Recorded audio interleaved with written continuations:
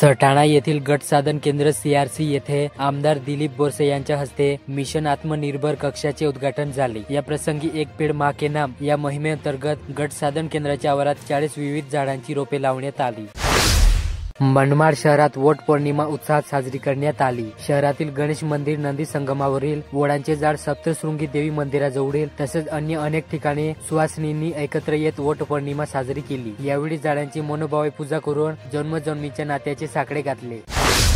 मालेगाव येथील राज्य उत्पादन शुल्क विभागाने तालुक्यातील लखाना शिवारात छापा टाकून बनावट मद्याचा कारखाना उद्ध्वस्त केल्याने खळबळ उडाली। या कारवाईत तयार मद्यासह साहित्य व वाहने असा 14,51,240 रुपयांचा मुद्देमाल जप्त केला।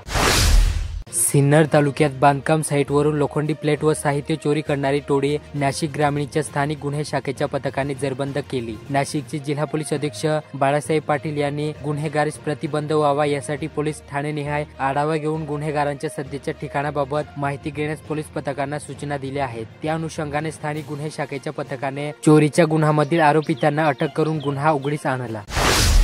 ग्रंथालये ही आधुनिक मंदिरे आहेत। संस्कृत माणूस घडवण्यासाठी ग्रंथालय आणि वाचन चळवळ वृद्धिंगत करणे नितांत गरजेचे आहे, असे प्रतिपादन कामगार कल्याण आयुक्त रविराज ईडवे यांनी केले। सिन्नर येथील कामगार कल्याण मंडळ येथे ग्रंथालयाच्या उद्घाटनाप्रसंगी ते बोलत होते। निफाड तालुक्यातील लोणजाई माता मंदिर परिसरातील डोंगरराव निफाड येथील श्री स्वामी समर्थ सेवा व आध्यात्मिक विकास केंद्राच्या महिला सेवकार्यांनी वट पौर्णिमेच्या दिवशी डोंगरराव वडाच्या झाडाचे रोपण केले। तसेच वट पौर्णिमा निमित्त वडाच्या झाडाची पूजा केली। विशेष म्हणजे 7 ते 8 वर्षापूर्वी निफाड येथील श्री स्वामी समर्थ सेवा केंद्रानेच या ठिकाणी वडाच्या झाडाची रोपण केले होते। त्यातील बरेच झाडे आता मोठी होत आहेत। वृक्षारोपण केलेले त्याच झाडाची वट पौर्णिमेनिमित्त पूजा केल्याने समाधान मिळाल्याचे महिलांनी सांगितले। वट पौर्णिमा साजरी करताना पर्यावरण संदेश आणि वसुंधरा पूजन असा संदेश या निमित्ताने दिला गेला। पेठ तालुक्यात कृषी विभागाच्या वतीने पेठ तालुक्यातील वडबारी व कोपर्ली खुर्द येथे नानाजी देशमुख कृषी संजीवनी प्रकल्प स्मार्ट टप्पा 2 अंतर्गत लोक सहभागी सूक्ष्म नियोजन कार्यक्रम झाला। प्रारंभी गावातून मशाल फेरी काढण्यात आली।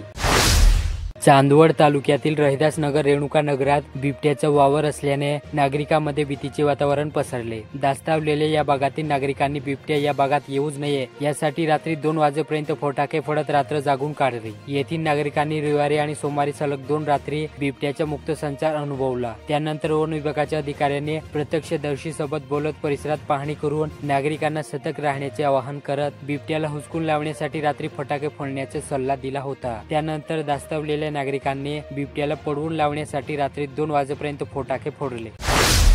मालेगाव तालुक्यात गेल्या काही आठवड्यांपासून असलेल्या ढगाळ हवामानामुळे मालेगाव तालुक्यातील भाजीपाला बाजारात मोठा परिणाम जाणवला। काही दिवसापासून पावसाने विश्रांती घेतल्याने बाजारातील आवक स्थिर असली तरीही अनेक भाज्यांचे दर सामान्य ग्राहकांच्या अवघ्याबाहेर गेले आहेत। सध्या बाजारात मेथी, पालक यासारखे पालेभाज्या 20 ते 30 रुपये प्रति जुडी या भावाने मिळत आहेत। तसेच अचानक वाढलेल्या तापमानात हिरव्या भाज्या खराब होत असल्याची तक्रार ग्राहक करतात। भाव वाढल्याने सध्या गृहिणी कडधान्य व वाढवण्याच्या पदार्थांना जास्त पसंती देत आहेत।